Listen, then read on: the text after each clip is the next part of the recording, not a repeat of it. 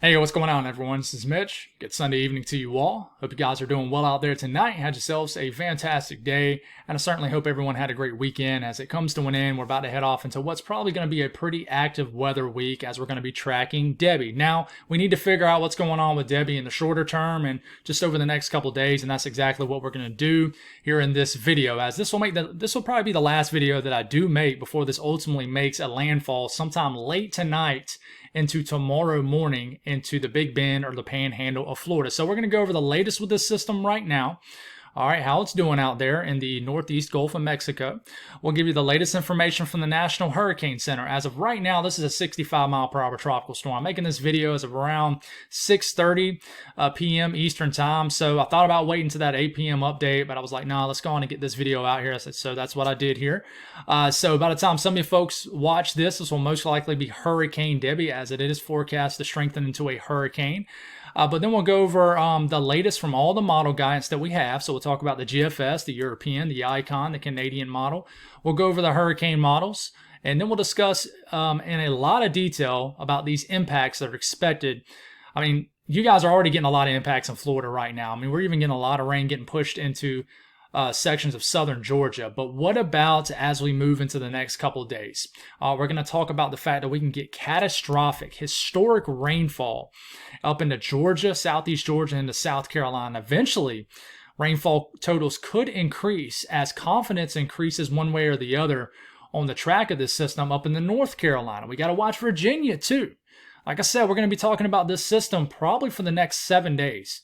I mean, there's a chance we're still talking about this sometime this coming Saturday, maybe next Sunday. I mean, there's a real possibility. We got to watch this all the way up to like Atlantic Canada, okay? New England. All right, so we'll go over all the impacts, storm surge, winds, the tornado threat, and then we will discuss the environment background that could promote this to strengthen if it does get off the coast of the southeast. We need to start to discuss that, okay? This is running out of time in the shorter term to really strengthen. I think it is in the process of trying to get its act together. But what about once it gets back off the coast of the southeast, which we're pretty confident it is, at least for a time.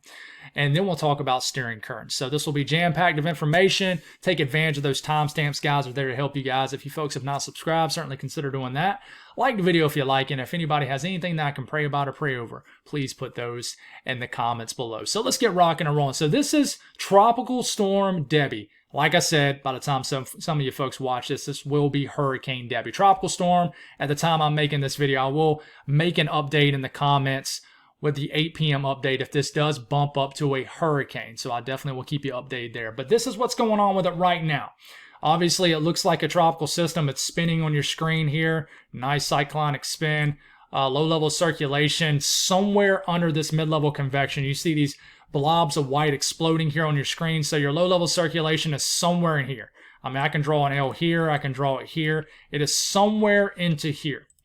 Okay? Now, I want you to note, there's a lot of white over here. And you can see this, the screen starting to dim a little bit. That's because the sun is starting to set in the process of setting on Debby right now. There's a lot of white over here. This is where you're getting big blow up of convection, shower, and storm activity all the way up to the northern side of the system. So it's lopsided. Most of the action is on the east side of this system, which has brought tornado warnings, flash flood warnings, and already some storm surge into the west coast of Florida throughout the entire morning and afternoon. It continues to do as conditions continue to go downhill on the west coast of Florida. Pretty much all of Florida. It's some nasty weather right now. But if you noticed, if you go on over to the west side of the system over here, okay, it's kind of void of convection unless you get really close into the center of circulation. So if you look really closely here, a lot of these showers and storms that try to get going in this area kind of get like almost evaporated. And that is because there is some dry air getting sucked into the southwest side of the system. That's why this is kind of void of a whole lot of storms, shower and storm convection right now.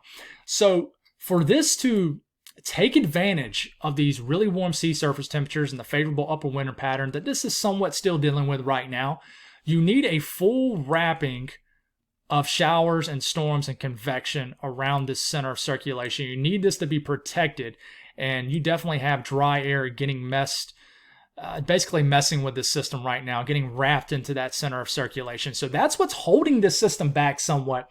But I think that this will beat it eventually, and eventually will strengthen into a hurricane. As by the time, like I said, I know I'm going to keep saying that. It's probably the last time I'll say it. By the time some of you folks watch this, this will be Hurricane Debby. Okay, so that's what's going on with the system right now. It's, chugging along, moving north very slowly. It looks like it's about to make landfall into Florida, and it could make landfall a little sooner than what they think. I'm going to talk about that here in a second. But the latest from the National Hurricane Center, pretty much the 5 p.m. update. Okay, this is a 992 millibar low, 65 mile per hour tropical storm. You see that X out here? We'll talk about that in due time. Let's just focus on Debby, but there is an area of interest out here just east of the Lesser Antilles. Okay, but this is Debby. It's a 992 millibar low. All right, it's moving north at 12 miles per hour. So, it hasn't slowed down significantly yet, but I think it's about to, as the steering currents are basically going to slow to a halt. 65 mile per hour, 992 millibar storm. So let's take a look at Zoom Earth. You guys know I love this site. It's very easy to use, combines like Google Maps with the tropics. It's fantastic. You can zoom in, wiggle this around a little bit. And this is the same cone from the National Hurricane Center, except we can just zoom in and look at different features here. So if you notice, these are tropical storm warnings in the red. We'll talk more on that here in a second. Tropical storm warnings in the blue, hurricane warnings in the red. If I just called that tropical storm warnings, I do apologize. But forecast to now become an 85 mile per hour hurricane. So a mid-grade Category 1 hurricane sometime tonight, saying by 2 a.m., this is a Category 1 hurricane. Now, the National Hurricane Center is initializing this, I think, a little bit west. I think the actual center of circulation, it might be a little bit east of this area. So does the track go a little bit further east, maybe on this side of the cone? I think it has a chance to. All right, and let's make sure we do have the update information here, and I'm pretty sure we do. Yeah, we do. So I honestly think this has a possibility of making landfall more so in the Big Bend than the Panhandle. But by the time this is going to make landfall sometime tomorrow morning, based off what the National Hurricane Center is saying. All right, and then by the time this is in the Panhandle of Florida, just east of Tallahassee, still an 85 mile per hour hurricane, Category 1 hurricane tomorrow afternoon. And of course, this weekends, due to land interaction, the center of the system gets into Georgia. And then it kind of meanders from 2 a.m. Tuesday to 2 p.m. Tuesday, 12 hours, and only goes that far. 40 mile per hour tropical storm begins to strengthen once it gets off the coast of Georgia, back to a 45 mile per hour tropical storm, 2 a.m. Wednesday. And then from 2 a.m. Wednesday, guys, to 2 p.m. Wednesday, it only moves this little bit of area right here. That's like a couple hundred miles, if that. And it strengthens to a 50 mile per hour tropical storm. And right now, and guys, I could see this changing at the 8 p.m. update. But this is the latest advisory that I have. That's the only thing I can look at. Another one drops in about an hour and a half. I think that the cone is going to shift a little bit further this way. I do. And I think they're going to bump up the intensity forecast for the secondary landfall. I think they'll bump it up to a 55, maybe 60 miles per hour, which is what it was at one point. But has this making, this is wild. Look, this is 2 p.m. Wednesday. This is 2 p.m. Thursday. Guys, that's 24 hours. This moves from here to there. Okay, that's not much at all, right? Makes landfall. It's saying it's going to make landfall as a tropical storm. But guys, I'm going to show you some model guidance. I just want you guys to know that a lot of model guidance has this getting way out here, then even making landfall into like Myrtle Beach, making landfall way up here as a much stronger system, Category 1 or 2 hurricane. So that's why the cone is way out here, okay? And it's way over here, but it's way out here because there's a possibility the center of the storm gets way out here, and the Gulf Stream is sitting out here, so this will have an opportunity to really intensify the further it gets off the coast of the southeast, and the more it hangs out kind of off the coast of the southeast and sort of stalls. All right, more of the classic look from the National Hurricane Center that you guys are probably used to seeing. The S stands for tropical storm, D for tropical depression, so obviously it's going to weaken into a depression sometime later this week. But I mean, it's Sunday evening right now, right? It goes from here this evening to here. It only goes from like Florida to South Carolina between now and Friday. That's why I'm telling you, we're going to be talking about this for a while. So the latest advisories, watches, warnings. Tropical storm watches have been issued all the way up into the low country of South Carolina in this kind of dull shade of red, almost pink. Tropical storm warnings up in the more of this red color. And this kind of this brighter pink right here, brighter red right here, that's hurricane warnings right here in the Big Bend of Florida. Tropical storm warnings, like I said, in the red. and tropical storm watches even a little bit inland. So there's tropical storm warnings out for Tampa right now, where you guys continue to see these nasty outer bands on the east side of Debby. So this is the latest. I do think tropical storm watches could get pushed as far north as Columbia over the next day or so, and it definitely up into the North Carolina coastline. Okay, so expect this information to change. Now let's go over the latest model, guys, that we have. And of course, we're not going to focus a ton on Florida, because Florida is a now thing, guys. I mean, this thing is staring you right, staring you down now. And, I mean, it's just a watching game now with Florida. But the GFS does say this deepens all the way to a sub-980 millibar low. The latest GFS does. So that would make it a Category 2 hurricane. So it says, hey, this is going to intensify at a pretty quick clip over the next 12 hours. And really slow down. Okay, makes landfall. I mean, that would be a worst case scenario, I would say, for Florida. Okay, then it obviously begins to weaken. We get into Tuesday morning. This is drifting over southeast Georgia. Still a weak tropical storm. Then it begins to deepen. Notice how it goes from extreme southeast Georgia, just north of Jacksonville, Tuesday evening, and actually shoots southeast off the coast of northeast Florida. Okay, 998, 995 millibar low. It looks like it's heading back out, kind of back out into the southwest Atlantic at this point. It's throwing a lot of moisture into the eastern Carolinas. But watch it hit the brakes right here and then turn back around and go back into Georgia Wednesday night into Thursday, goes back where it was, okay? And I want to tell you guys, that the GFS is an outlier right now. And I'm going to show you exactly why here in a second as far as the track. Kind of stalls out, really hangs out over South Georgia, and then gets all the way over to southern Alabama. Tries to get back off the coast of the panhandle of Florida, but this just dances around here. Doesn't have a clue what it wants to do. Okay? But I think in the shorter term, what blows my mind is, gets off the coast of Georgia and then shoots back to the coastline of Georgia sometime midway late this coming work week. Now, what about the European model? European model probably does not have the right idea with the strength, but it could have the right idea with the track. In fact, I favor the European more than all the models as far as the track, in my personal opinion. The strength, I don't know about that. The strength that only has it, I mean, this thing's already a 992, so it's saying it's going to make a landfall as a 995 millibar low tomorrow morning. So I don't see this weakening. Definitely don't see it weakening. But brings a lot of heavy rain, gusty conditions, tornado threat in the southeast Georgia, northern Florida. Gets this. What's tripping me out is some of these models are actually showing this strengthening in far southeast Georgia before even the center of circulation gets back off the coast into the open waters off the coast of the southeast. So it's beginning to deepen this already. Okay, I mean, this is in 3-hour increments. Tuesday morning, Tuesday midday, Tuesday afternoon. It looks like it's barely moving, just dumping a ton of rainfall over southeast Georgia, low country of South Carolina, all the way to North Carolina. So Tuesday afternoon, this finally fully gets off the coastline of Georgia.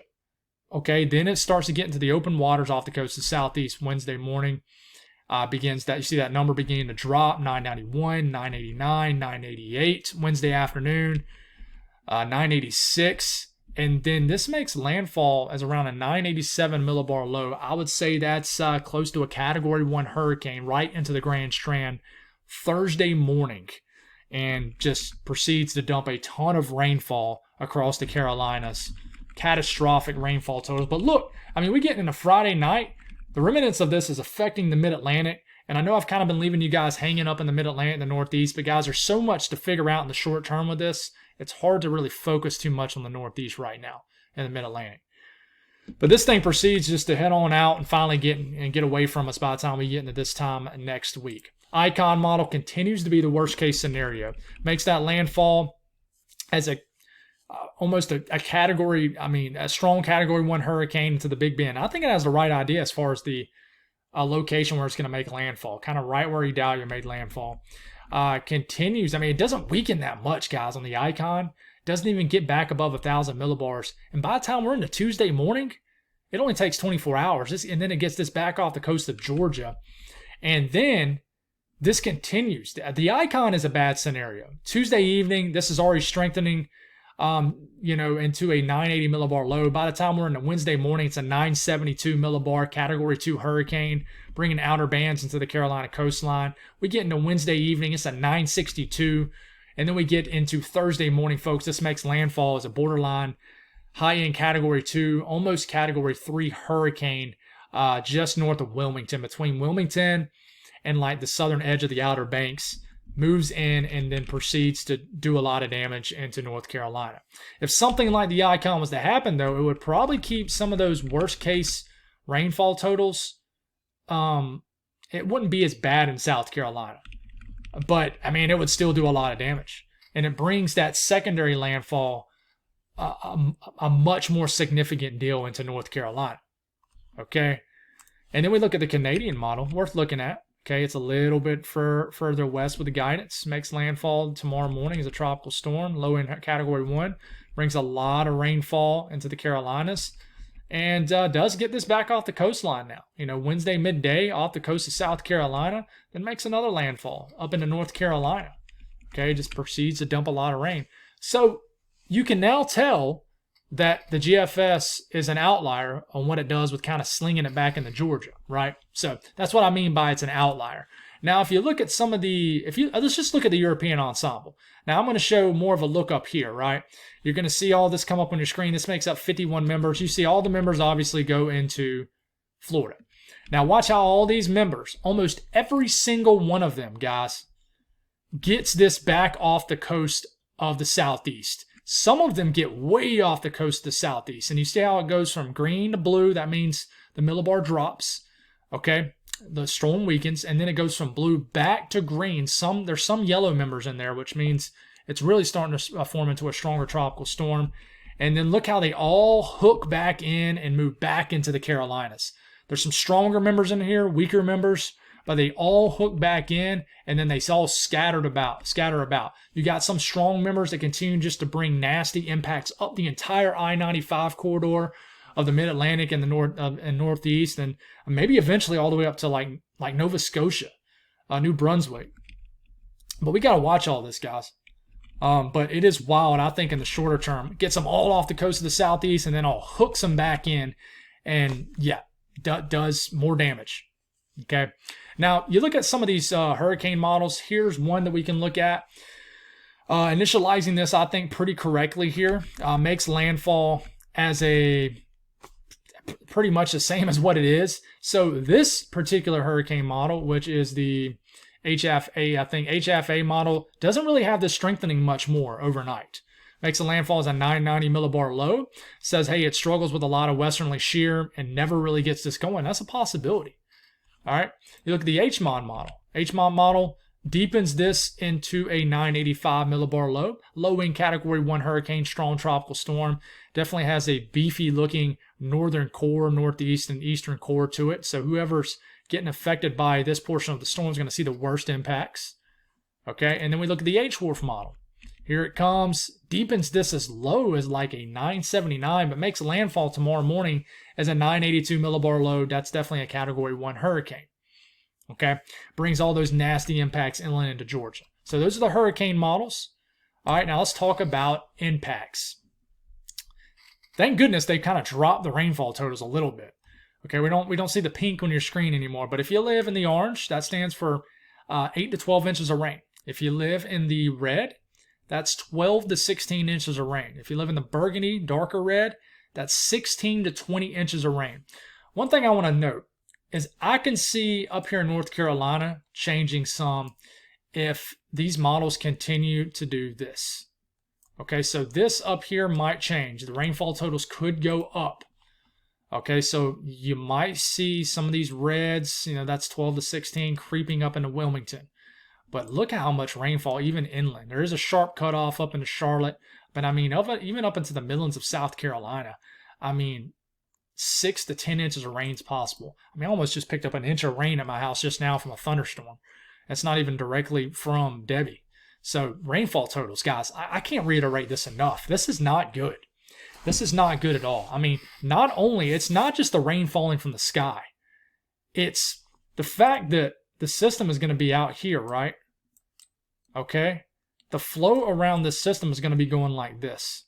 So this is pushing water up against the South Carolina coastline, the Georgia coastline. So you have the storm surge, the coastal flooding mixed with the actual just intense rain coming from the sky.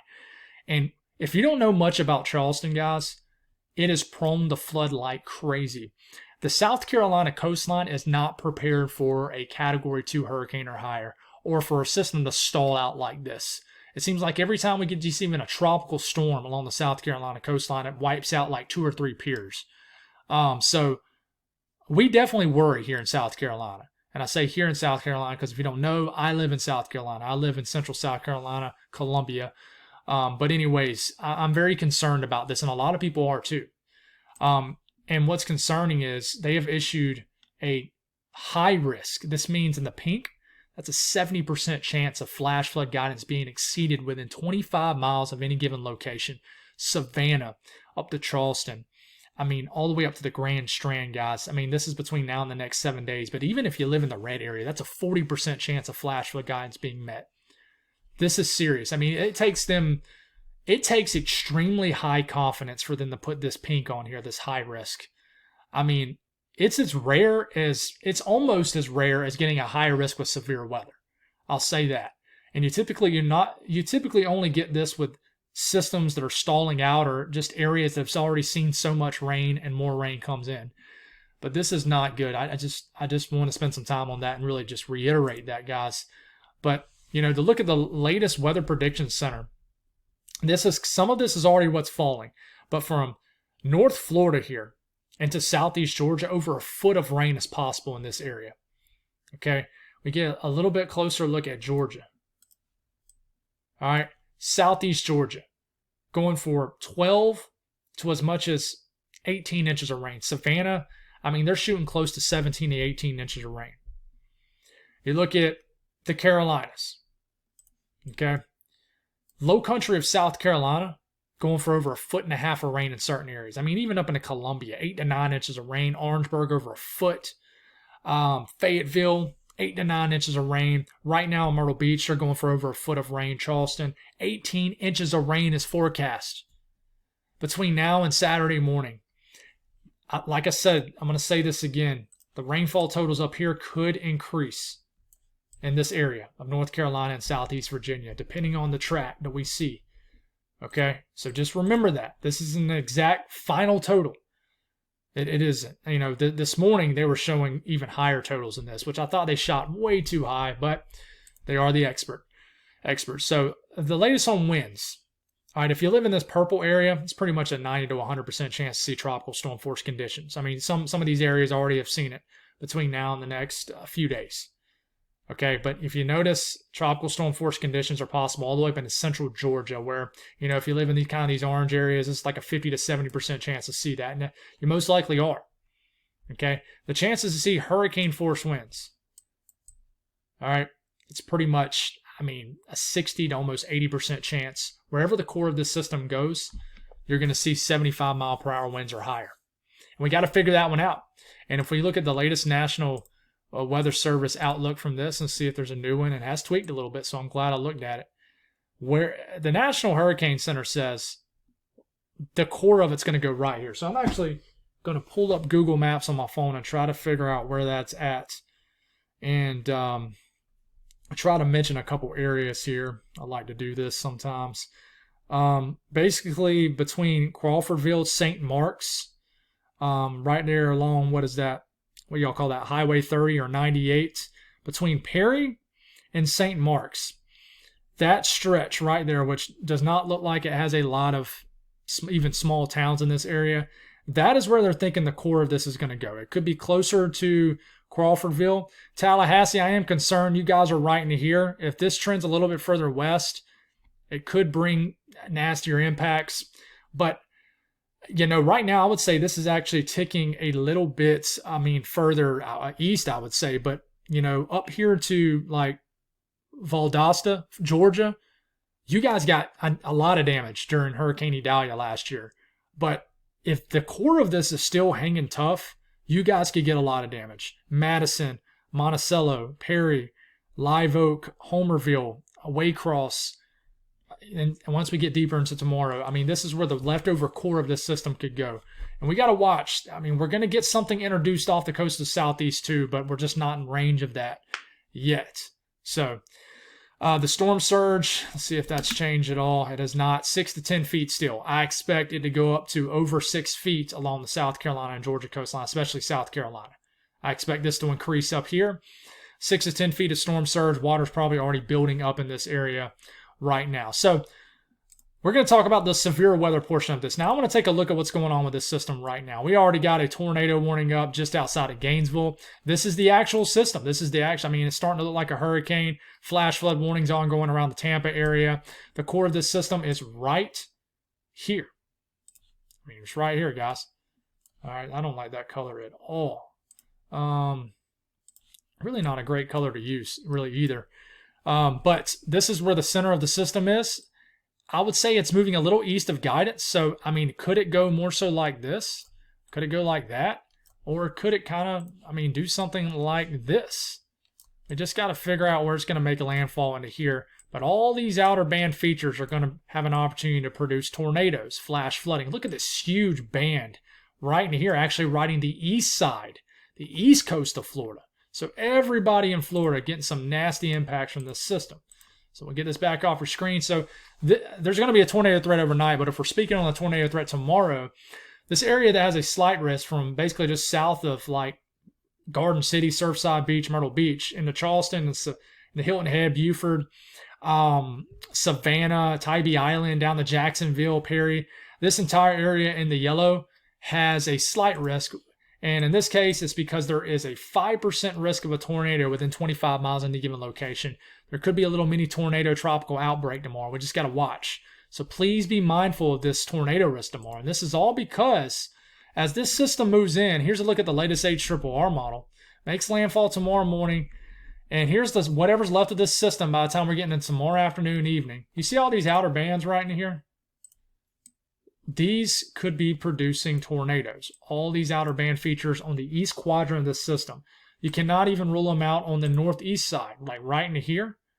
Okay, but you got to watch out for all these outer bands. And you see all these banding features already pushing into the South Carolina coastline. Okay, this is already pushing water up against the coastline of Georgia and South Carolina. Feeder bands is what we call them, and they can be tornadic. And this is the actual core of the system that's continuing to move as it gets more so into Georgia. And we kind of keep this in motion here. And check this out. I mean, finally the rain begins to fall Tuesday. Significant rain begins to fall across the state of South Carolina. They've already issued a state of emergency in South Carolina. I'm not sure about Georgia. I should know, but I don't. But yeah, that's what the radar could look like. And of course, I've kind of explained this before, but these tropical systems kind of bring their own low-level jets. So these are winds in the low levels of the atmosphere about a mile up in the air. So you see how this is screeching out the south here? See the wind barbs? That's not the color I wanted. See how the wind barbs are coming out the south here? Okay, that is a tropical system bringing what we call its own low-level jets. So wind profiles in the low levels of the atmosphere support rotation in the atmosphere. And over here, you're not going to get a low-level jet coming from the north that's going to bring a tornado threat. So it's definitely going to be on the east quadrant of the storm's northeast quadrant. This is where all these bands situated in this low-level jet is going to have the opportunity to rotate and to produce tornadoes right here on this side of the system. So we just got to figure out where exactly that's the side of the system goes. But I mean, it continues to look like a tornado threat even into Tuesday for South Carolina. There's a lot of chatter about that in my home state here. But as far as sea surface temperatures, obviously it's going to have an opportunity to continue to strengthen over the next 12 hours. The very warm waters of the eastern Gulf of Mexico, temperatures in Celsius, 31, 32 degrees, which is equivalent to mid to upper 80s, close to the low 90s. The big question is, what's going to happen after this gets off the coast of the southeast? Sea surface temperatures support rapid intensification, if I'm being honest. Sea surface temperatures deep into the 80s, so check that off the box as an ingredient that's going to support strengthening for a tropical system if it gets back off the coast of southeast, which a lot of model guidance shows it doing. Now, the next thing you can look at here is the upper wind pattern, which we taught heavily on. We kind of took a break last video, but if we kind of reintroduce it here in the video, this system is probably going to be dealing with a lot of westerly shear, not a lot, but enough to affect this system while it's on land.